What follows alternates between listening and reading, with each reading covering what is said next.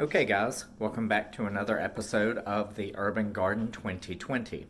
So, today we're going to be going over last frost dates and the beginning of spring, which is time for planting, cuttings, and so on and so forth. So, I was going to show you over my shoulder here.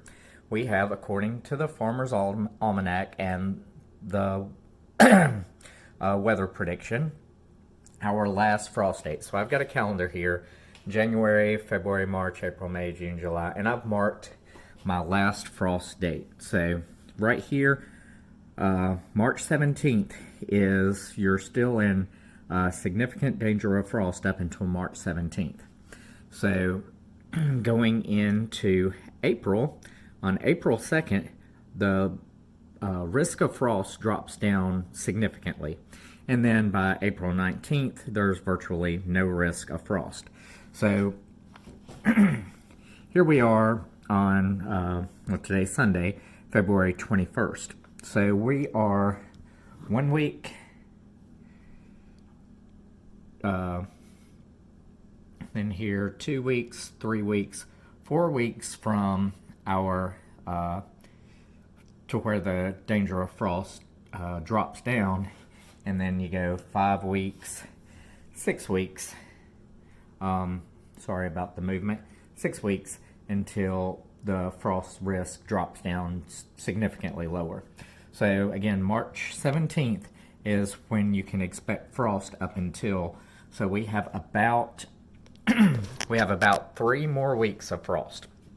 And looking at the calendar, with 3 more weeks of frost, if you look on the back of your seeds when you purchase your seeds, a lot of times they have plant so many days from your last frost date. So it's kind of important, depending on your area, to know when your last frost date is, so you can count back from there and start your seedlings, especially if you're starting indoors or you're starting, in the ground. If you're starting in the ground, you're not going to want to sow them until, at least that last danger for certain of frost. So definitely by March 17th, you don't want to put anything in the ground. April 2nd, you could probably start putting your things in the ground there to start out. And by the end of April, that 19th, you're able to just go full force and start. But we want a little earlier start, so we're going to start our seedlings inside in a seed tray. I also have some cuttings today that I took. I went to a friend's house, and her and her husband have some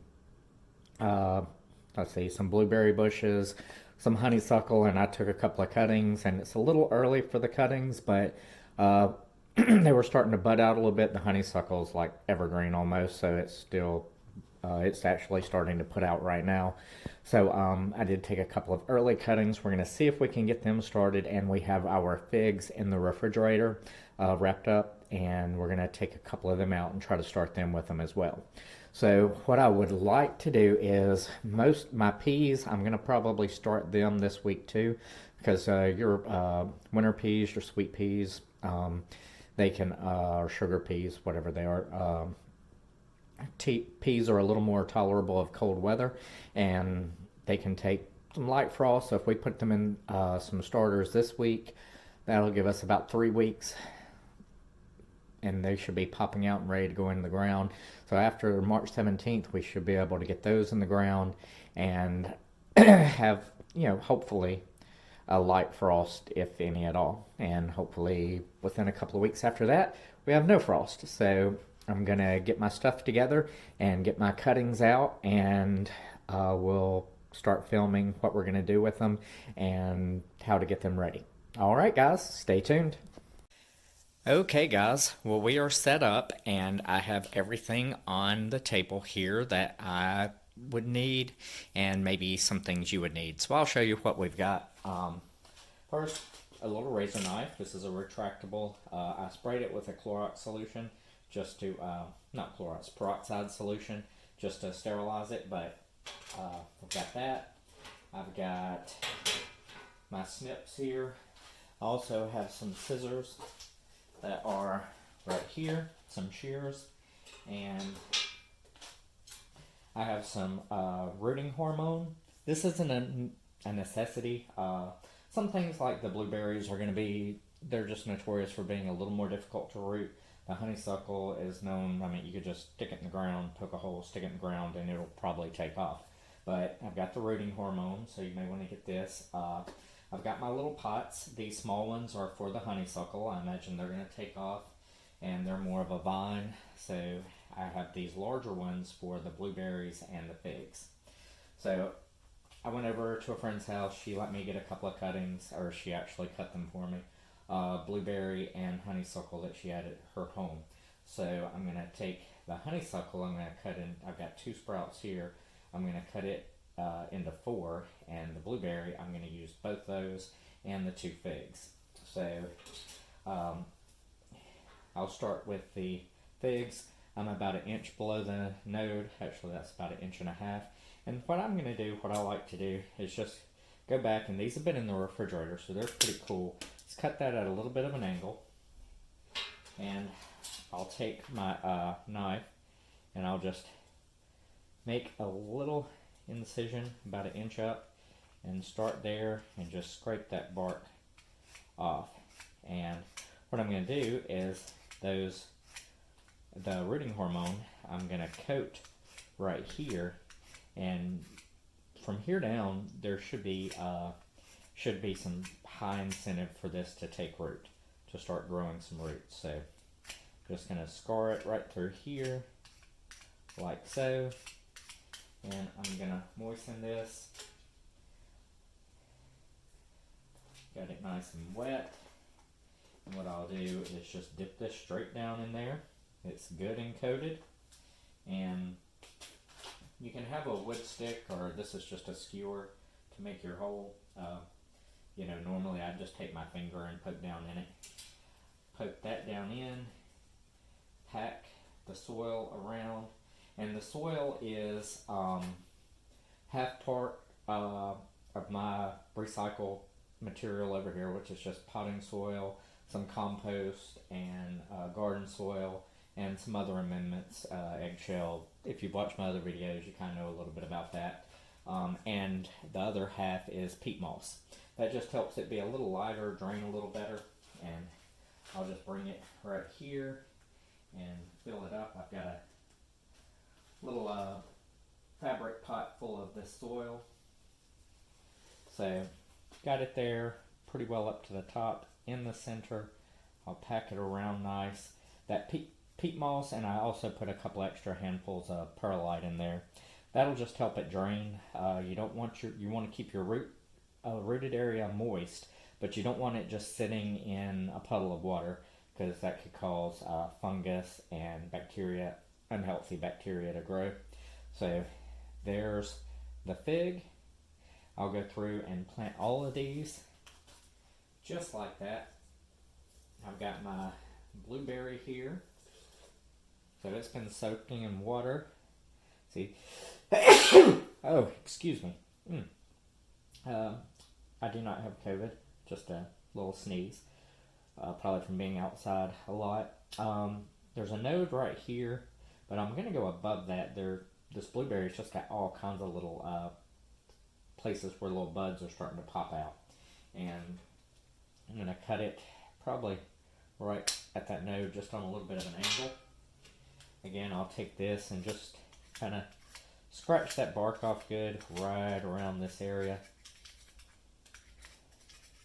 Ideally, that node would have been up and we would be doing this right below it, but I think we're going to be okay there. So, got that good. It's been in water. So, again, coat that really good with that hormone. I'll grab my pot, and your pot, the soil I kind of pre-moistened, so, but you can use whatever kind of pot you want. Some people prefer to just go in plastic and then transplant it. I'm going to put these straight in the ground. I'm pretty confident that these are going to root well, and I'm not going to remove them from these peat pots. There are some disagreements on whether these peat pots break down.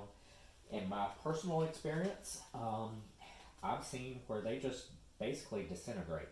You keep them, moistened, and they just dissolve into nothing. You actually see when I did my tomatoes, it wasn't very long to where roots were just popping out the sides. And when I broke it apart a little bit, the root really didn't spiral around like it would in a plastic pot. It just got to there. It was so moist it just grew straight through it. So I've never had any issues. Now I know at the garden center you'll see these square ones and round ones with plastic wrap around them with the information printed on the plastic wrap. And I have seen those where the roots hit that and just spiraled around inside. But in general, these break down. Now, one thing when you do put these in the ground is you want to bury this edge, top edge of the planter or your pot, peat pot, below the surface. If you leave it up, yeah, it's going to hold water and it probably won't break down as quick. But if you put it below the surface, cover it with dirt, I've never had any issues. Now, some people will want seeds or cuttings. They'll want to put in something else to start it and let roots. So you have rock wool. So this right here has a little spot right there. I don't know if you can see it. It's a little hole.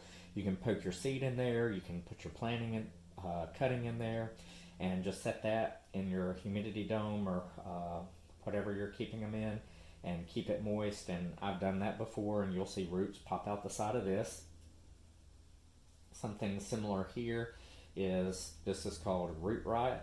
It's kind of the same way. This goes down in a seed tray. So got a seed tray over here I'll grab for you.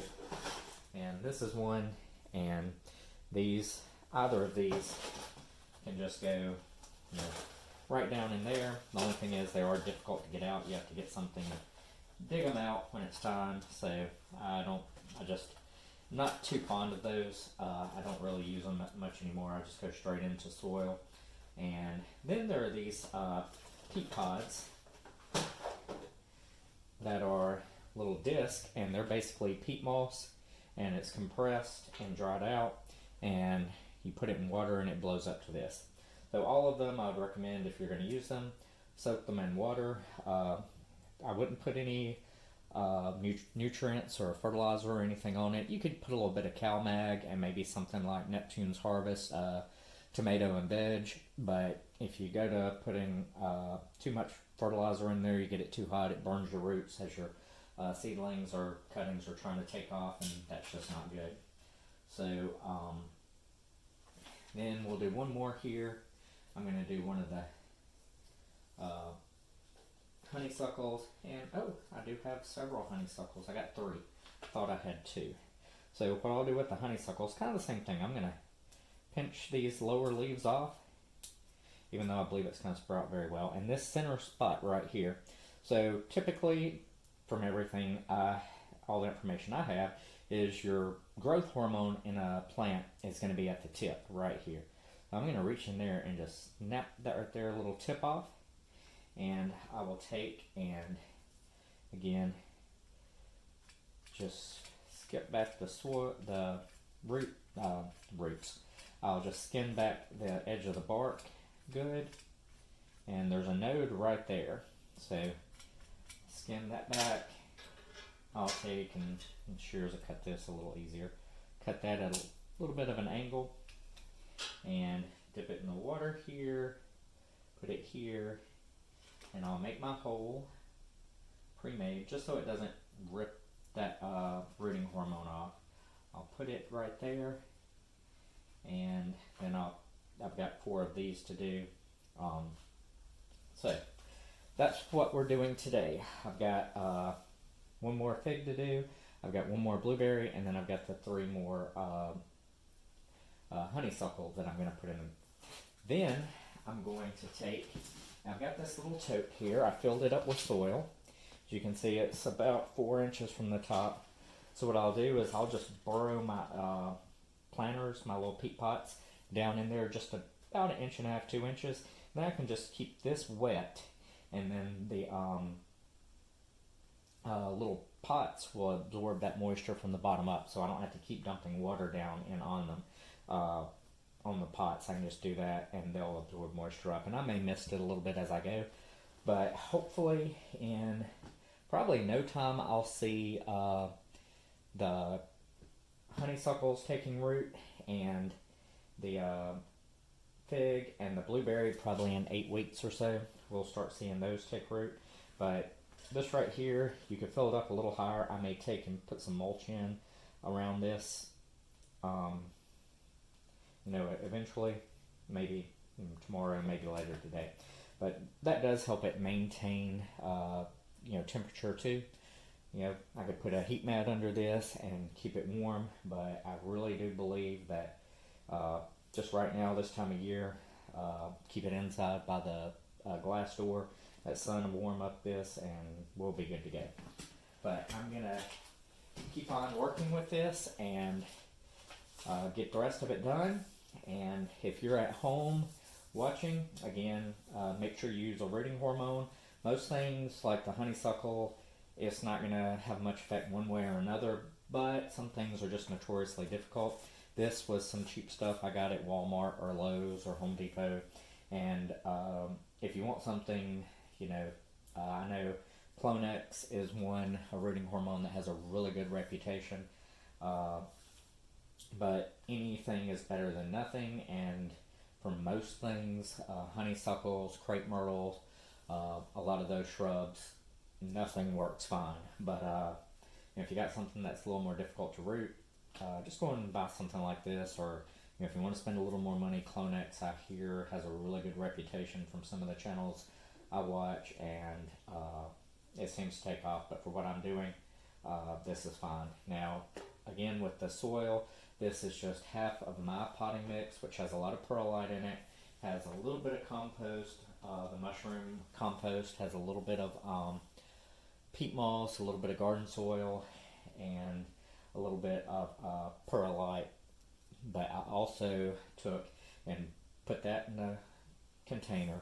I put 50% more peat moss in, and then I put a few more handfuls of perlite, just because I want that soil real light and airy.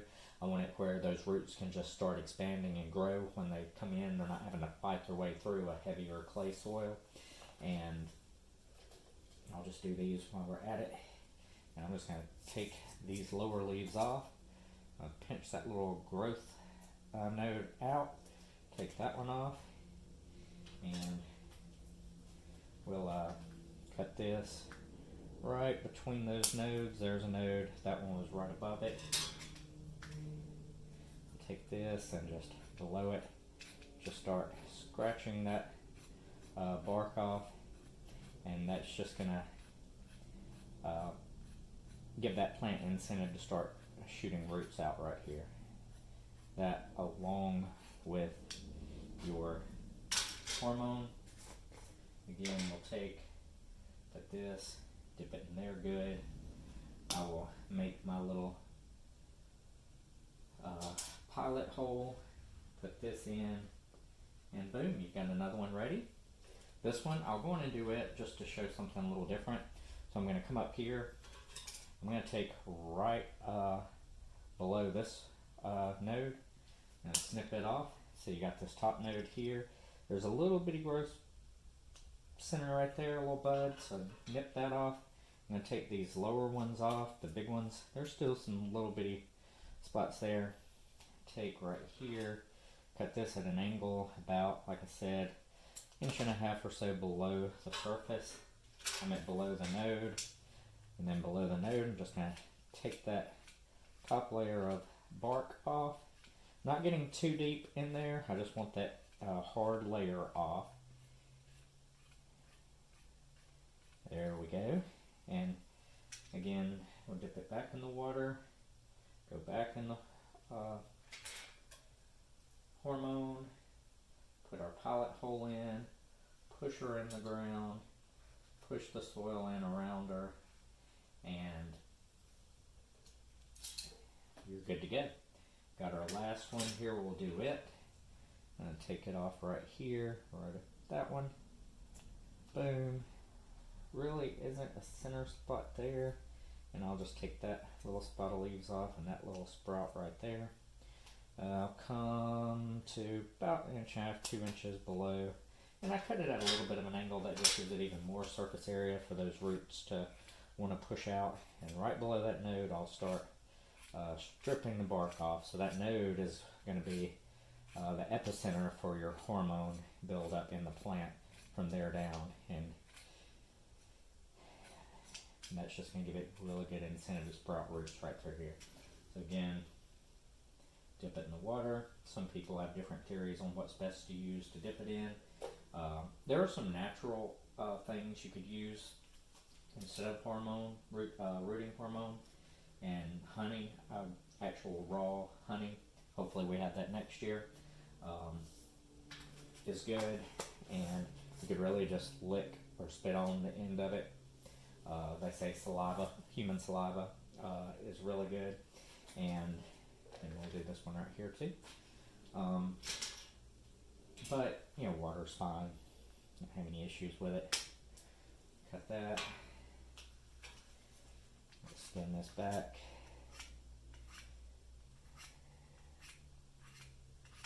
And we'll check on these in a few weeks, do an update video.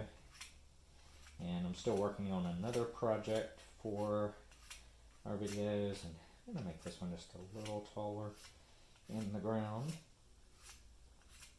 So there we go, that's good. We'll have to burn the water right here, give her good in there. And the rooting hormone, I mean, as inexpensive as it is, I've had that for like 3 years. You know, it'll last a while. I think that's when I had 3 years. I may have lost the other one, I don't know. But anywho, we'll just put her in the ground, in the soil here.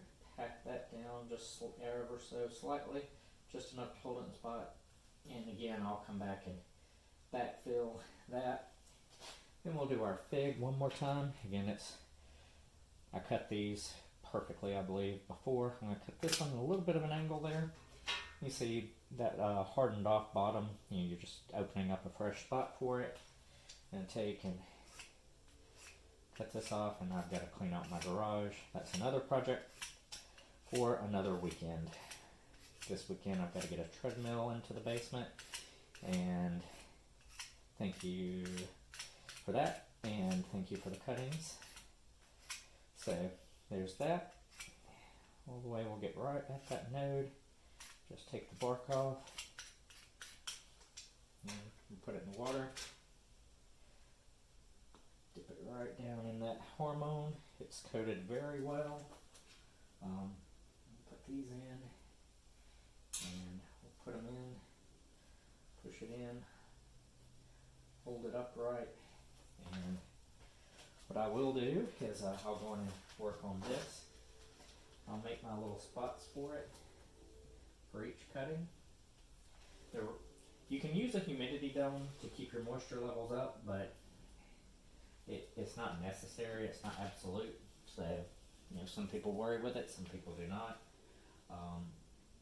I don't think a humidity dome in this case is necessary per se, but you know, if you want to use one, there's nothing wrong with it. It will, if you have a lot of leafy foliage on your plants, yeah, it can be a little more beneficial that way.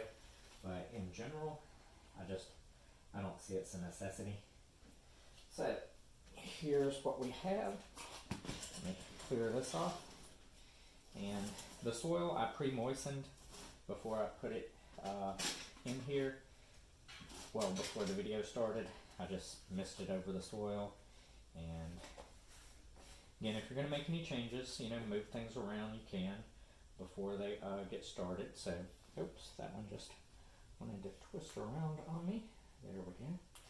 So, then I'll just take my fabric pot here with my soil in it, and I'll just, like I said, backfill these good. Some of them have some debris, but let me just grab this to set it on, and we'll just, like I said, backfill them good. Right now, you don't have to be very careful with them. As a matter of fact, I'm probably what some people would say is clumsy with them, but I've never had any issues.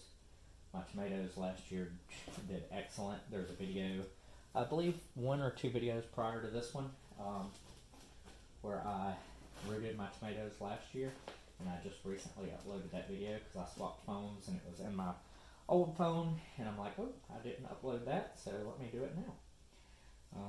And I'll hold these where I want them. Again, just backfill as you deem necessary. Some people, may just set this.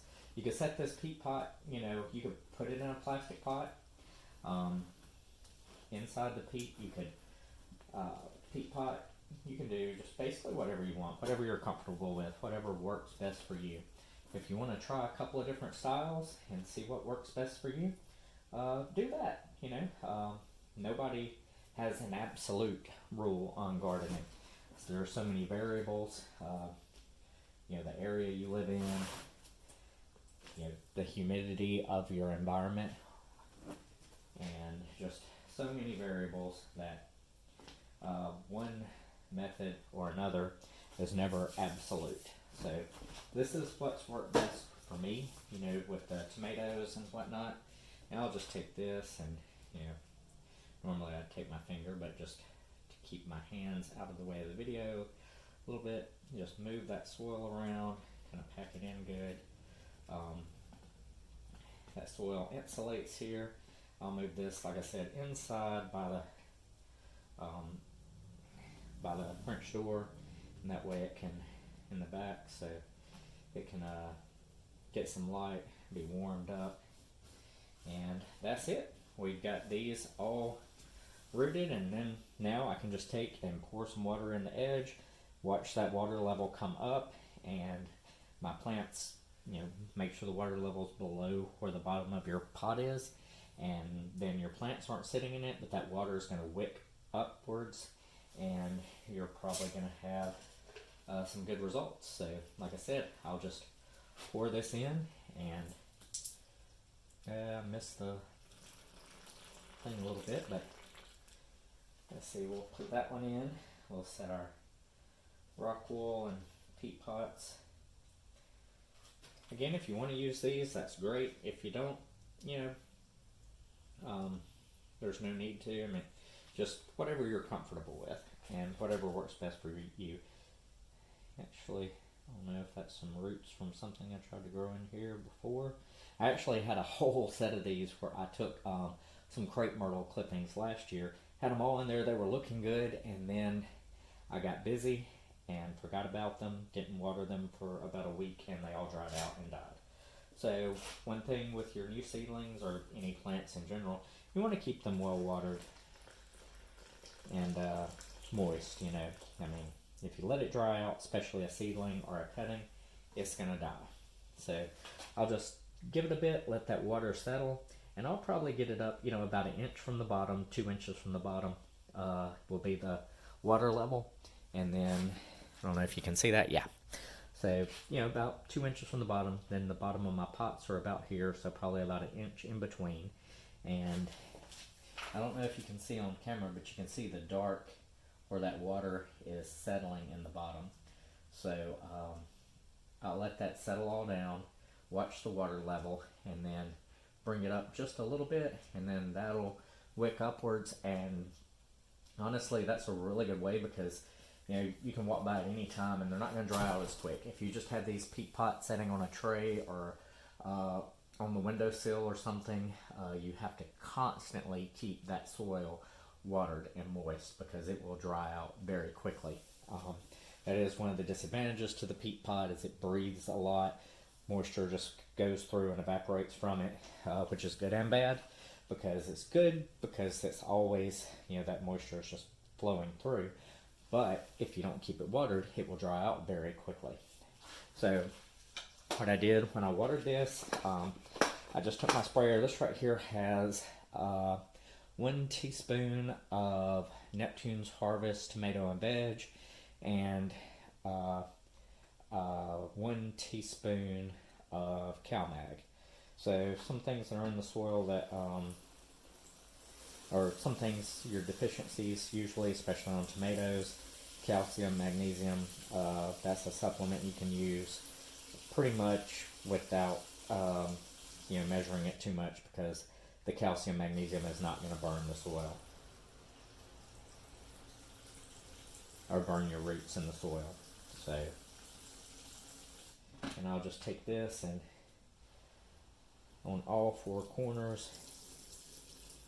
And put, and the Neptune's Harvest, I believe it's just it does have a little bit of nitrogen, not a lot, so I've never experienced it burning roots, but I was pretty conservative on what I used, so as to not burn any developing roots with this. So again, I'm gonna fill this to where my water level comes up about 1.5 to 2 inches from the bottom, and then it's got a good nice heavy water line, and above that you have about 1 inch of soil for it to wick up to the bottom of your planters, your peat pots, and then from there up it'll just get to your plant, and hopefully, let me do this. I'm just gonna moisten the top really well of everything, and I've got it on a very fine mist.